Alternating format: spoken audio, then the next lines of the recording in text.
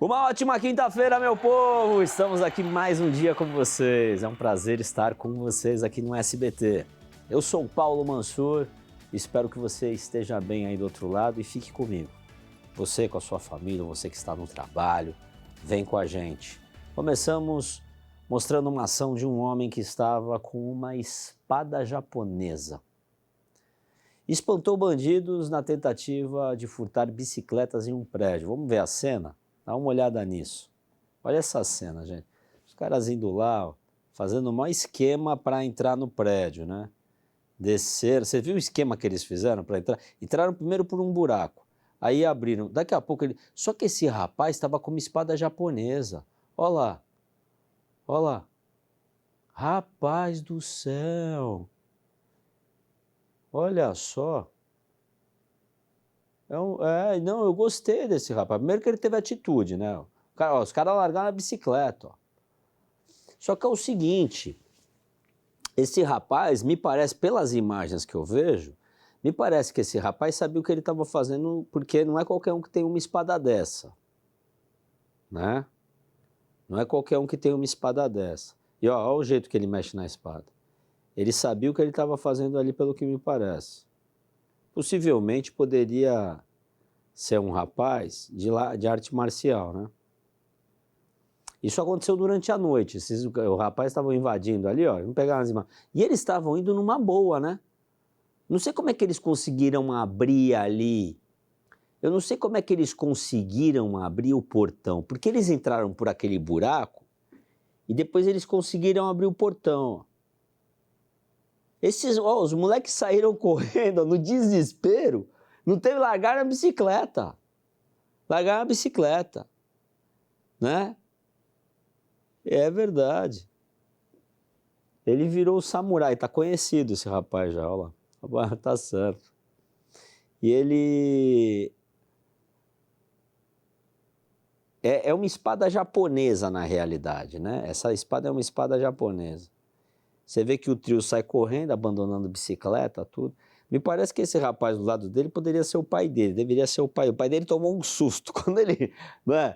Olha lá, o pai dele tomou um susto no elevador, ó. Ele estava descendo no elevador, o cara já foi e atirou a espada. Falou, ó. Hã? É. Olha lá, olha como é que os caras entraram. Você viu o furinho ali, né? Não, o pai dele tá ali no celular, tá ali de boa. Quando desceu, o cara já desceu com a espada, ele foi avisado dentro do elevador. Alguém falou dentro do elevador que eles estavam roubando bicicleta. Porque dentro do elevador ele sacou a espada. Né? Bom, já em Rio Claro, cidade da nossa área de cobertura aqui no SBT, a Polícia Civil tenta montar um quebra-cabeça sobre um homicídio que aconteceu na cidade. A vítima é um homem de 41 anos. Dá uma olhada nas imagens. Ele foi morto e alvejado com 7 tiros em frente a um comércio na Vila Anhanguera. O homem foi alvejado com 7 tiros. A única testemunha era o sócio que não viu o crime, só ouviu os disparos. A vítima chegou a ser levada para a UPA, mas não resistiu aos ferimentos. A perícia estava no local e foram recolhidas várias munições. As investigações continuam pela DIG de Rio Claro e a principal hipótese é a execução. Depoimentos acontecem ao longo desta semana para tentar identificar a autoria deste crime cruel. E qual a motivação, né? Por quê? Por que matar um empresário na cidade? Quem tiver informações pode ajudar o trabalho da polícia, ligando no Disque Denúncia, o número é 181. 181. Se você quiser denunciar, se você quiser fazer qualquer coisa, ninguém vai saber. Ninguém vai saber, ok? É sigiloso. Tivemos ação no combate ao tráfico de drogas na cidade de Itirapina. Itirapina. Eu pensei que Ipiranga, não. Itirapina. Sabe que tem tanta cidade no estado de São Paulo que às vezes é normal a gente confundir os nomes, né? Itirapina. Equipes da Polícia Militar faziam fiscalização de trânsito em uma rodovia e viram um carro com 2 homens. Olha o tamanho da quantidade de droga que está empilhada ali no carro. O motorista não obedeceu a ordem de parada e fugiu. Houve perseguição e, inclusive, contou com o apoio de helicóptero da Águia. Esse helicóptero é da Polícia Militar. O condutor do carro perdeu o controle em um acesso a um viaduto. Os 2 ocupantes tentaram fugir a pé, mas um deles foi preso. O homem detido confessou que levava as drogas para Araraquara e Botucatu. Dentro do veículo tinha 69 tijolos de maconha com quase 90 quilos da droga. E também tinha 9 pacotes com pasta base da cocaína. Esta foi uma ação importante para coibir o tráfico de drogas na região central do estado de São Paulo. O traficante foi preso e o comparsa está sendo procurado. As investigações continuam para descobrir quem iria receber essas drogas em Botucatu. A Polícia Militar não para. Não é assim, pegou o bandido, parou. Aí vem uma investigação. Seguimos com mais notícias policiais da Delegacia de Investigações Gerais, que prenderam 3 homens e uma mulher que tinham um esquema de furto e de comercialização de peças e equipamentos automotivos em Americana.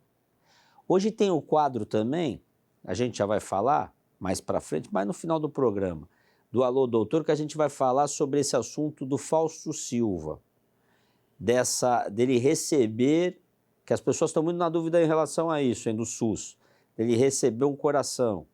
Né? Daqui a pouco a gente vai falar sobre esse assunto, que é um assunto muito polêmico, que as pessoas estão com dúvida.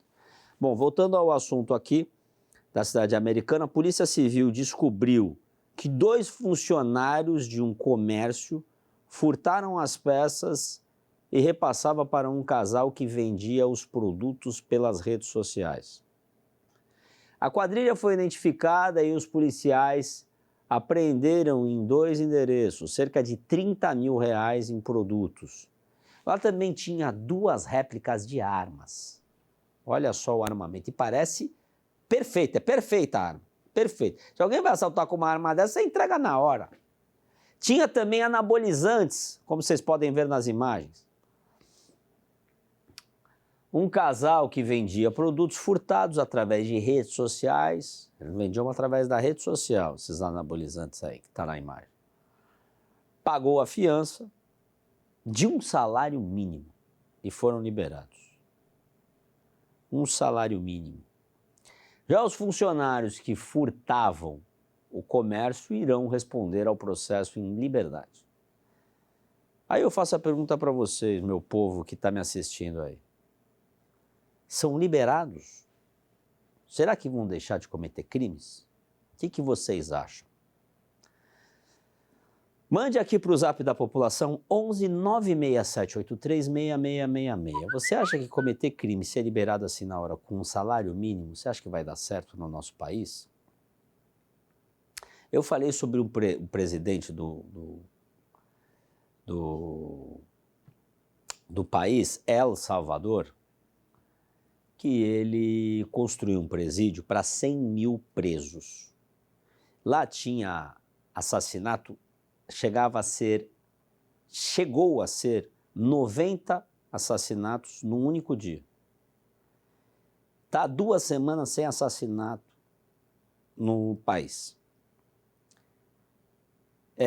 Mas ele fez tanto lugar para presídio, que além dele prender os grandes líderes, claro, das facções, ele acabou prendendo também pessoas que cometem crimes pequenos e elas aprendem e voltam à sociedade. E é claro que esses crimes pequenos eles acabam não juntando com...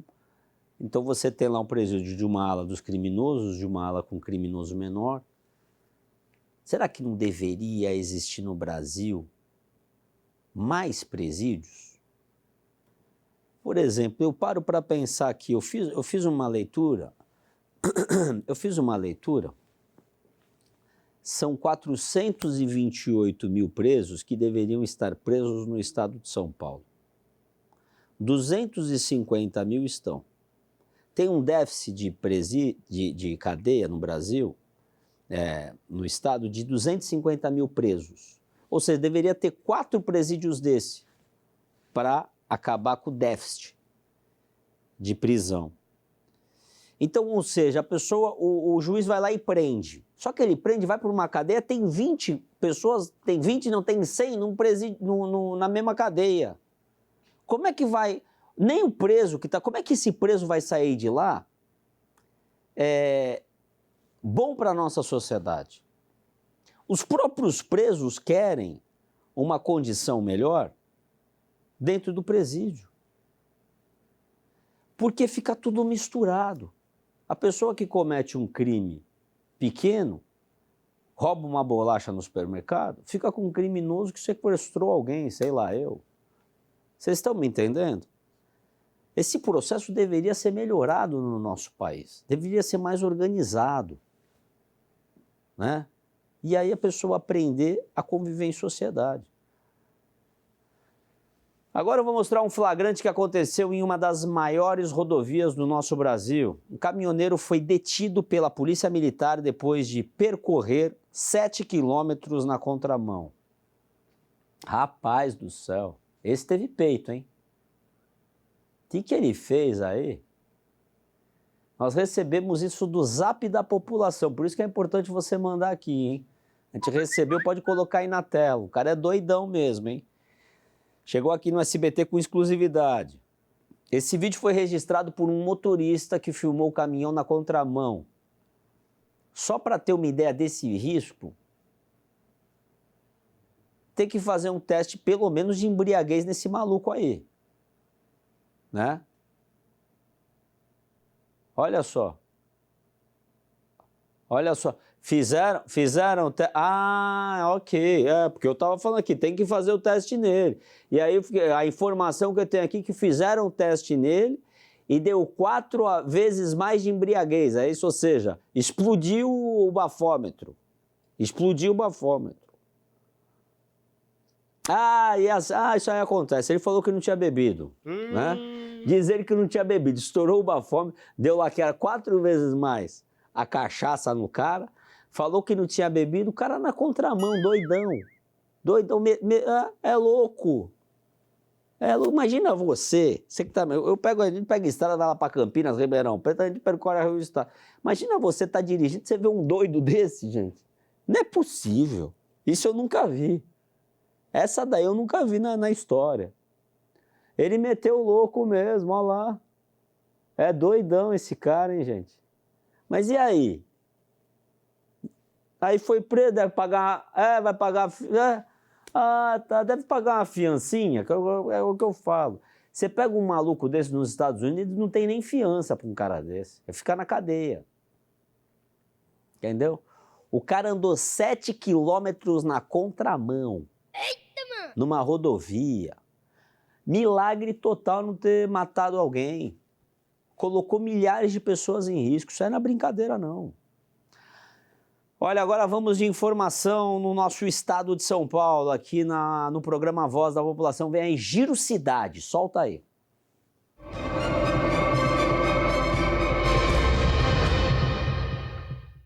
Você que está ligado na tela do SBT, seja muito bem-vindo a mais um quadro Giro Cidade, aqui no programa Voz da População. Eu sou Bruno Calegari e venho trazendo para você as principais informações policiais aqui da nossa região. Bom, eu começo falando de um assalto em Guariba, região de Ribeirão Preto, onde 2 assaltantes acabaram invadindo uma loja, rendendo os funcionários e causando maior pânico e terror ali para as pessoas que estavam em mais um dia de trabalho, né, como outro qualquer. Bom, a informação que nós recebemos então é de que esses 2 assaltantes, eles teriam invadido essa loja. Nós estamos vendo nas imagens aí da câmera de segurança.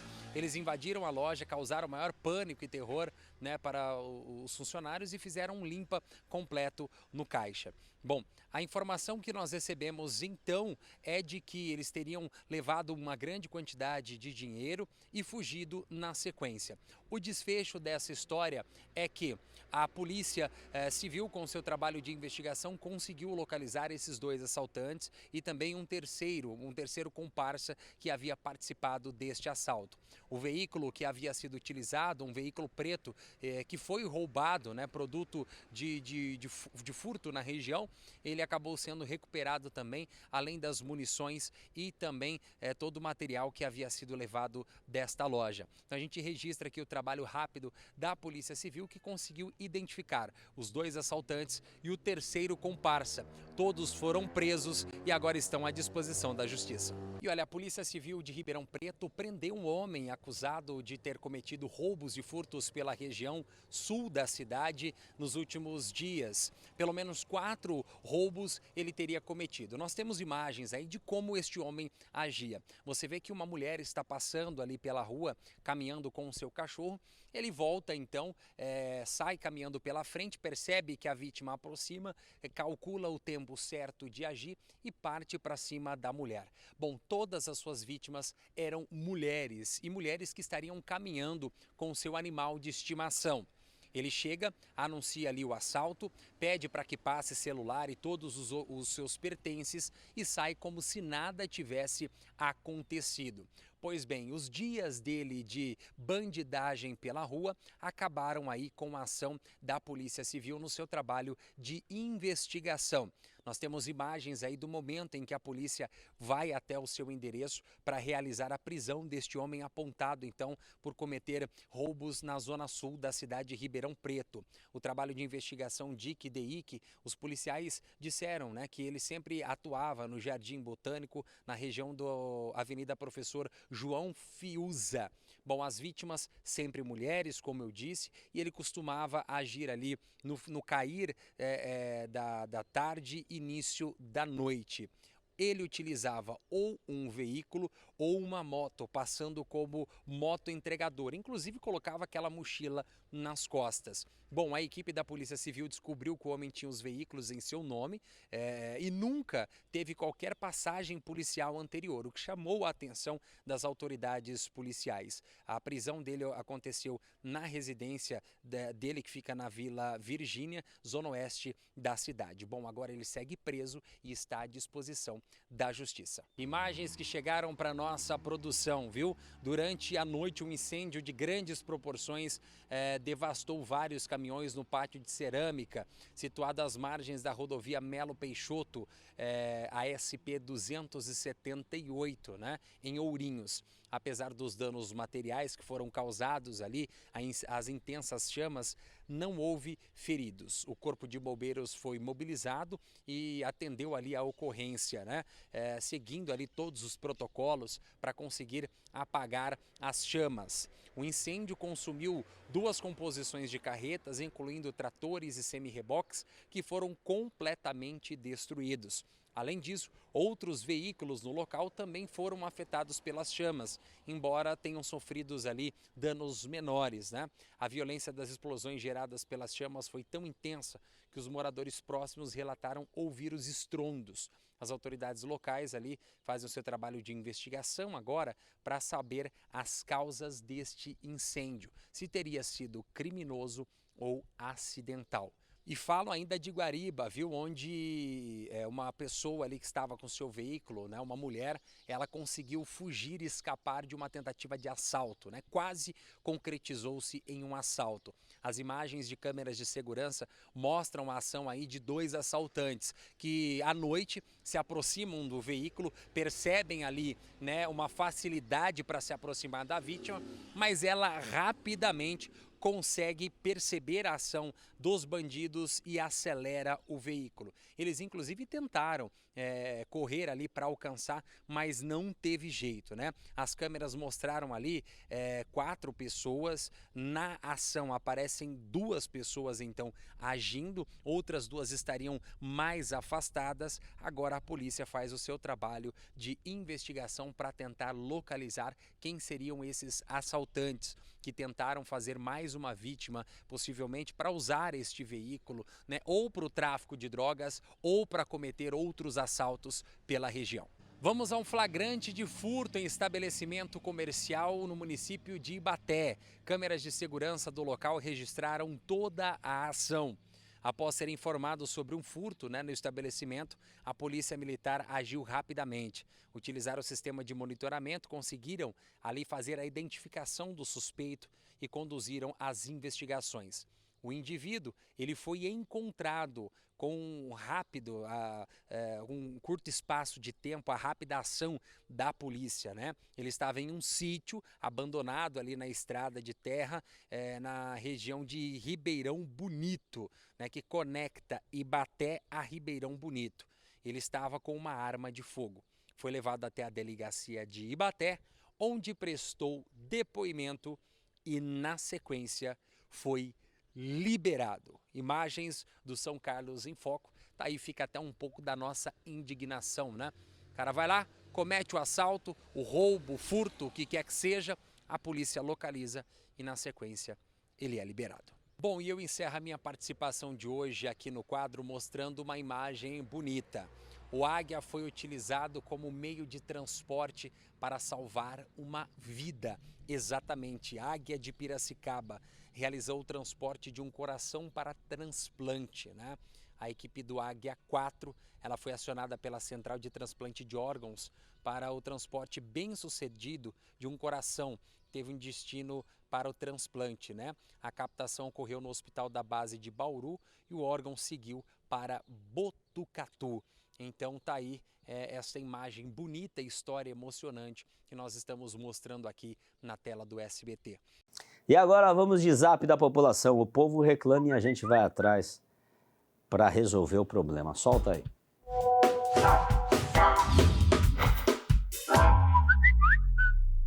(11 967836666) Zap da população.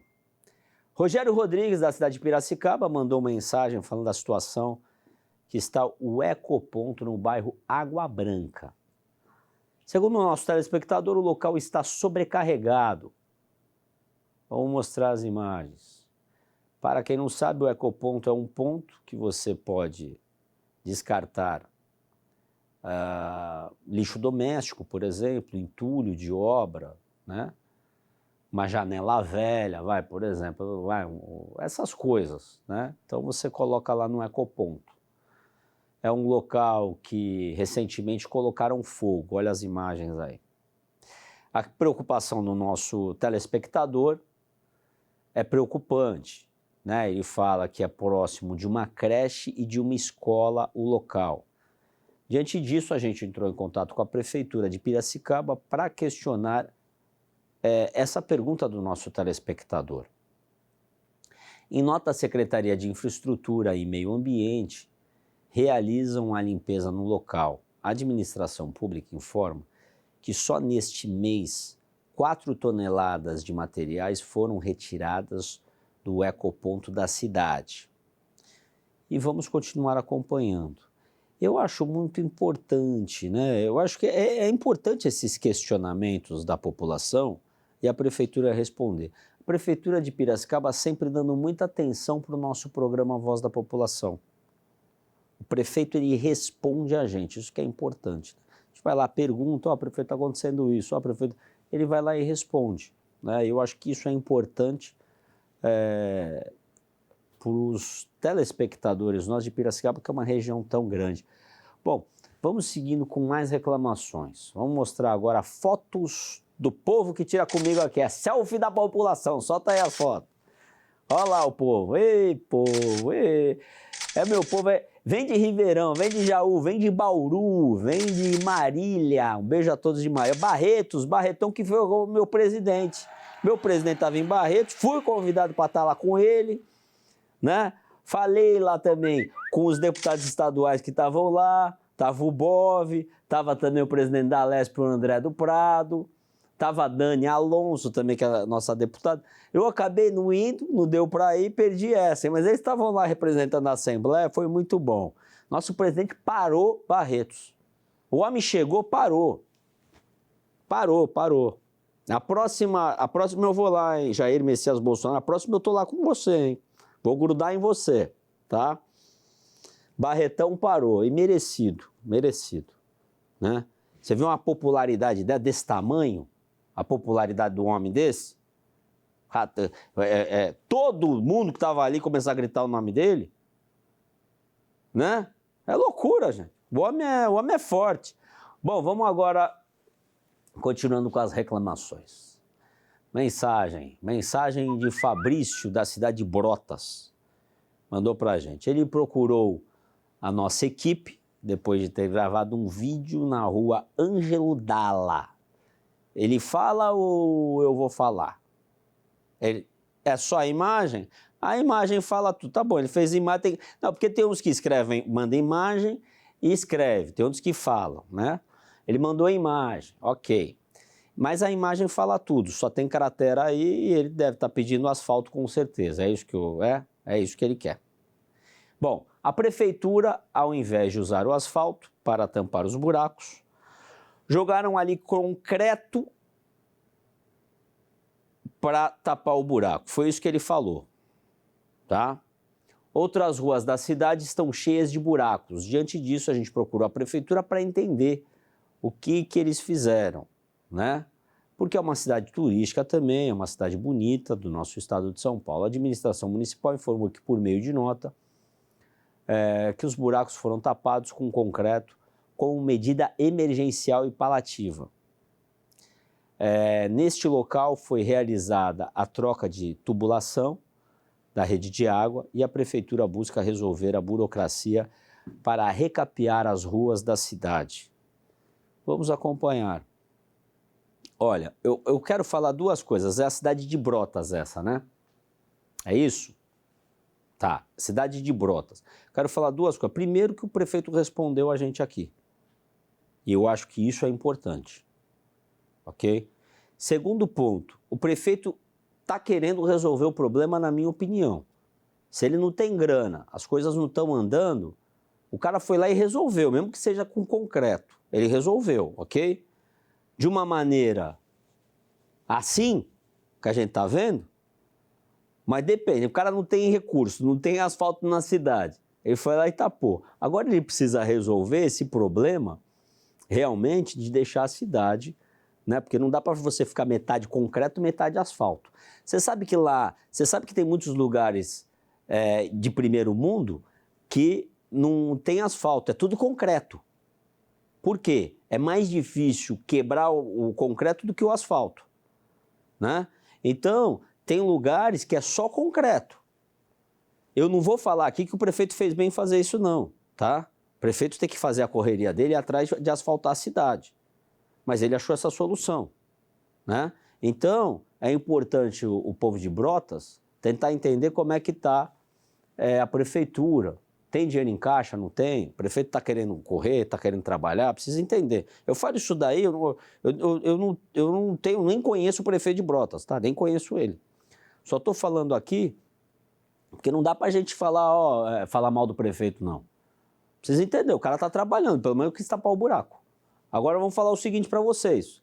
Vou falar para a equipe do programa e a fundo para tentar entender a situação da prefeitura, né? Por que ele tomou essa atitude, né? Bom, é 11 967 83 6666. O que você achou do que eu falei aqui? O prefeito meteu o louco, né? Foi lá, não tem dinheiro na cidade, não tem... Põe asfalto aí, então põe concreto, mas fecha o buraco, olha lá. Não é? Bom, vamos lá, confira um recado especial agora que eu tenho para vocês, olha só. E fim de semana está chegando e tem muita gente que deixa tudo para a última hora, não é mesmo? Olha, até às vezes eu deixo as coisas para a última hora, mas não é bom. Corra você até agora, porque eu já reservei o meu que eu vou falar agora. Corra até o ponto de venda mais próximo de você e garanta o seu Hipercap Litoral. Lá você tem mais chances de ganhar. Tem um ponto de venda pertinho de você, com certeza. A premiação deste domingo agora está maravilhosa. Tem R$150 mil que pode ser seu. É grana, hein? Dá para pagar todas as contas. E sobra um dinheirinho, com certeza. Garanta o seu Hipercap Litoral. Aqui você tem mais chances de ganhar porque é só para a Baixada Santista. Olha, também você pode comprar apontando a câmera do seu celular para o QR Code que aparece aqui embaixo. E pronto, você já está concorrendo, é o HiperPix. Esta é a semana da grana, gente. Você vai ganhar grana, é R$150 mil. Tem o Giro da Sorte também, 30 prêmios de R$1.000 em cada. Do primeiro ao terceiro sorteio, R$10 mil em cada. E no quarto sorteio, R$150 mil. Isso mesmo, você não ouviu errado não. R$150 mil que podem ser seu. E eu já comprei o meu, não deixei para a última hora não, tá? Já comprei o meu e tô concorrendo também com você aí de casa. É Hipercap Litoral. E você, fala para mim, tá com sorte ou não tá? O sorteio é neste domingo. Não perca Hipercap Litoral. Ajude e concorra. E agora é hora de falar de saúde no programa Voz da População. Chegou o quadro Alô Doutor, com ele, doutor Luiz Piovesani. Solta a vinheta.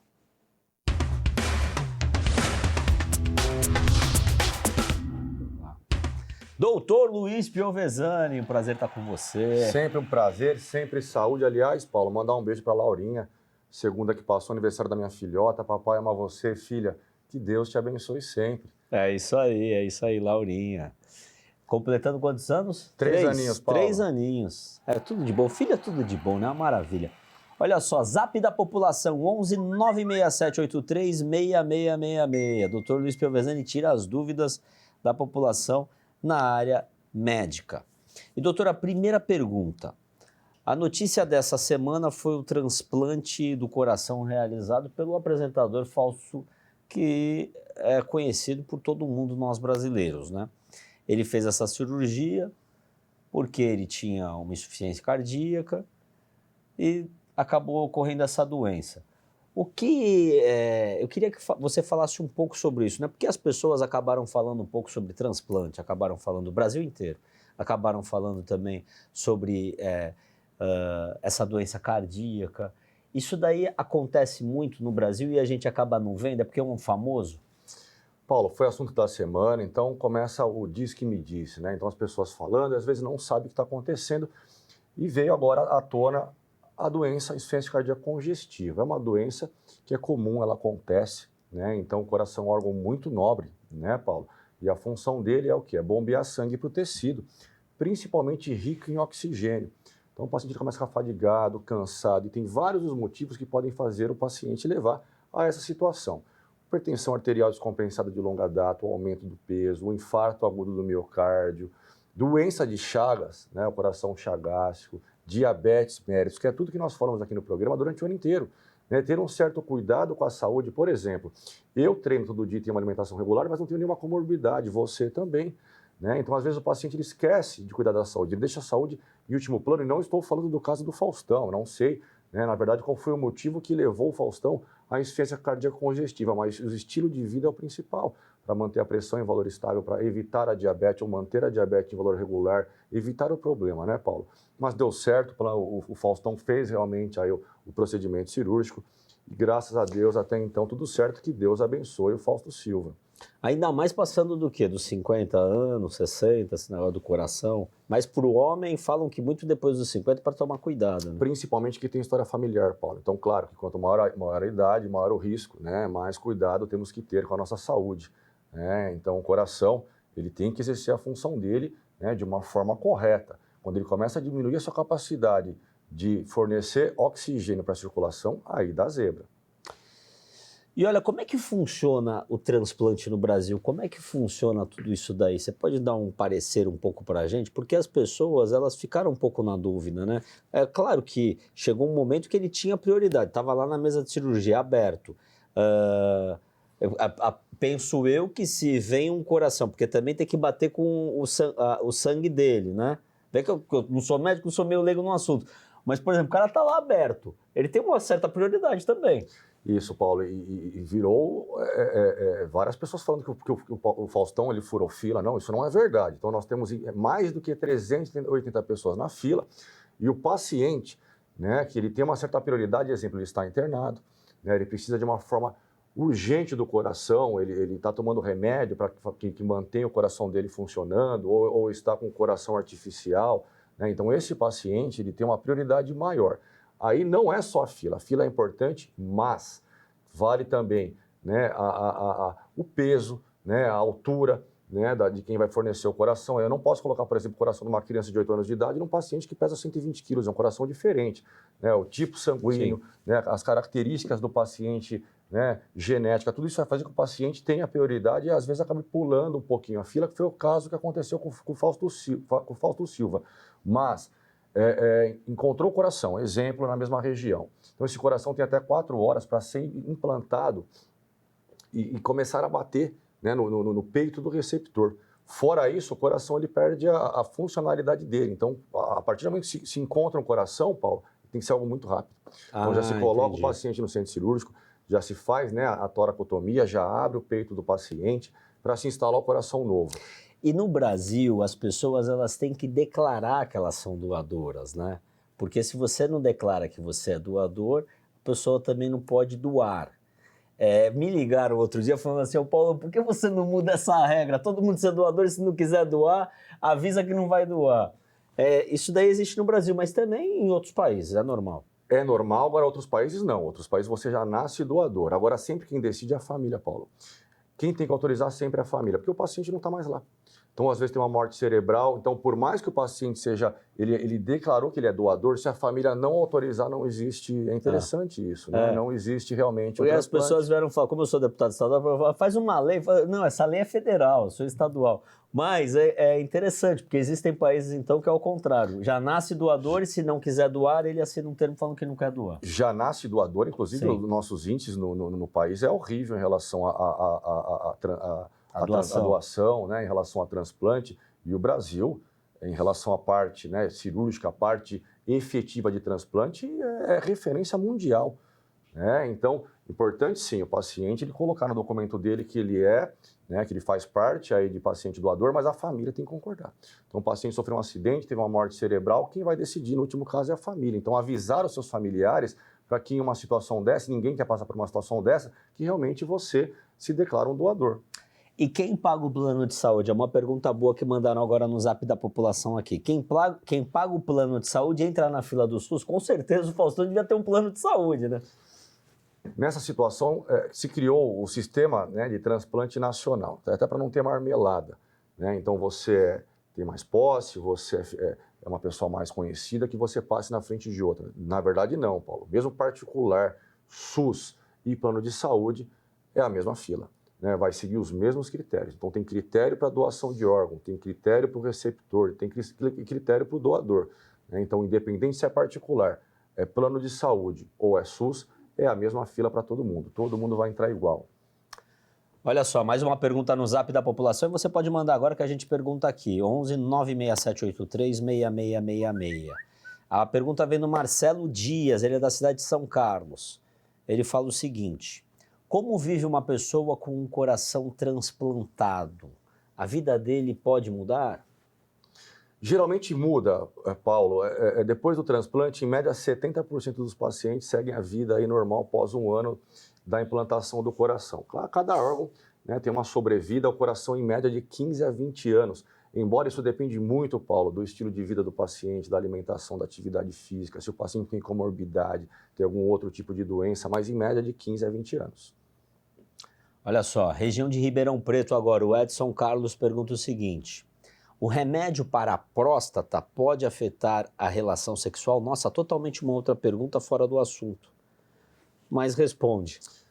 Excelente pergunta, alô, Mas Ribeirão. É uma boa pergunta. É uma boa pergunta. É uma excelente pergunta. Então vamos lá. Após os 50 anos de idade, todos nós vamos começar a ter aumento prostático. Perfeito? 30% dessas pessoas vão começar a ter dificuldade, alteração urinária e assim por diante, e vão necessitar de uso de medicamento que nós chamamos de hiperplasia prostática benigna.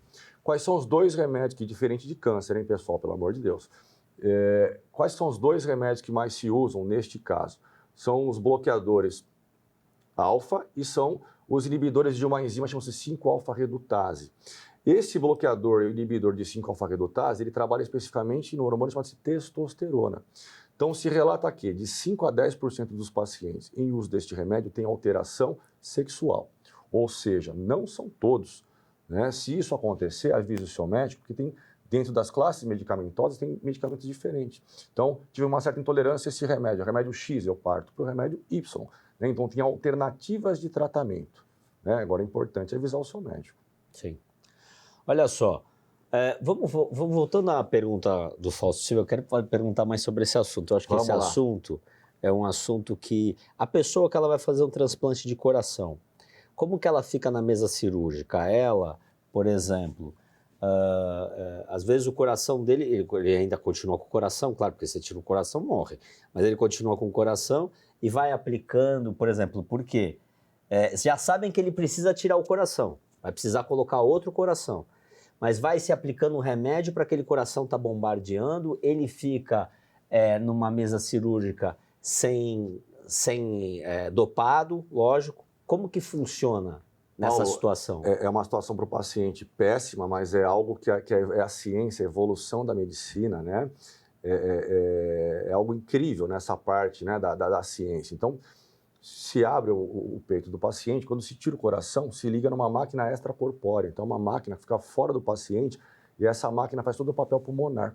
Essa máquina faz todo o papel cardíaco. Então, faz com que o paciente tenha uma respiração artificial e que faz com que o paciente tenha um bombeamento sanguíneo artificial. A partir do momento que se coloca o coração, é uma cirurgia que dura, em média, pode chegar até 12 horas, dependendo do caso. Do Faustão foi em torno de 3 horas e teve até então uma recuperação boa.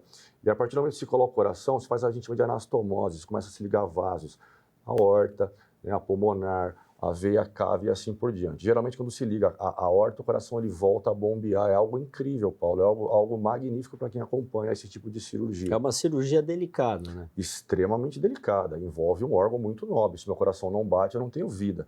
Com todo cuidado, inclusive é uma cirurgia multidisciplinar, diversas especialidades num centro cirúrgico ao mesmo tempo, para que o paciente tenha um sucesso pós-cirúrgico, um sucesso, né, um prognóstico favorável. Bom, doutor Luiz Piovesani, nessa quinta-feira, tirando dúvidas da população na área médica e falando desse assunto do Fausto Silva, que é conhecido no Brasil inteiro e, claro, se tornou um assunto polêmico. Obrigado pela sua presença e até a próxima quinta. Qual é a rede social? DR de Dr. Luiz Piovesani, desejamos a todos uma boa recuperação para o Fausto Silva. Um grande abraço. Solta a vinheta. Alô, doutor!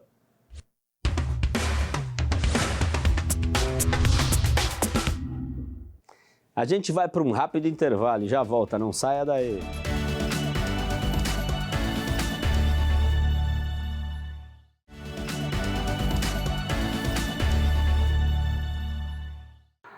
Estamos de volta no programa Voz da População. Bom, nosso programa chegou ao fim. Eu espero que vocês tenham gostado do programa. Amanhã, sexta-feira, estaremos juntos. Amanhã é um dia gostoso, né? Amanhã vamos sextar junto, hein? Com muita informação aqui no programa Voz da População. E você, me siga nas redes sociais, Paulo Mansur Oficial. Vai lá, dá um selinho, põe para seguir. E também a página do programa. Eu sou o Paulo Mansur. Fiquem com Deus.